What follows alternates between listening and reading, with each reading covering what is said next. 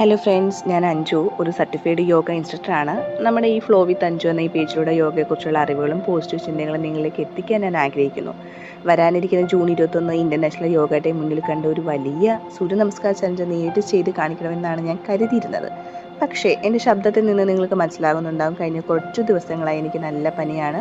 ശരീരം ഒട്ടും അനുവദിക്കാത്തത് കൊണ്ട് എനിക്ക് ക്യാമറയ്ക്ക് മുന്നിൽ വന്ന് അത് ചെയ്യാൻ സാധിച്ചില്ല. പക്ഷേ യോഗ നമ്മളെ പഠിപ്പിക്കുന്ന ഒന്നാമത്തെ പാഠം എന്താണ്? ശരീരത്തിന് വയ്യാത്തപ്പോൾ അതിന് നിർബന്ധിക്കാതെ പൂർണ്ണമായ വിശ്രമം നൽകുക എന്നതാണ്. അതുകൊണ്ട് എനിക്ക് ഫിസിക്കൽ പ്രാക്ടീസ് ചെയ്യാൻ പറ്റില്ലെങ്കിലും യോഗാ ദിനത്തിൽ സൂര്യ നമസ്കാരം ചെയ്യാൻ ആഗ്രഹിക്കുന്ന നിങ്ങളെ സഹായിക്കാൻ ഞാൻ തീരുമാനിച്ചു. നമ്മളിൽ പലരും ഒരു തയ്യാറെടുപ്പുമില്ലാതെ നേരിട്ടാണ് സൂര്യ നമസ്കാരം ചെയ്യാൻ ശ്രമിക്കാറുള്ളത്. അത് പേശി വലിവിനും വേദനയ്ക്കൊക്കെ കാരണമാകും. അതുകൊണ്ട് ഇന്ന് മുതൽ ജൂൺ 21 വരെ അടുത്ത 10 ദിവസം നമ്മൾ സൂര്യ നമസ്കാര പ്രിപ്പറേഷൻ സീരീസ് ആണ് ചെയ്യാൻ പോകുന്നത്. നേരിട്ട് ചെയ്യുന്നതിന് മുൻപ് ശരീരം എങ്ങനെ പാകപ്പെടുത്താമെന്ന് ഇതിലൂടെ പഠിക്കാം.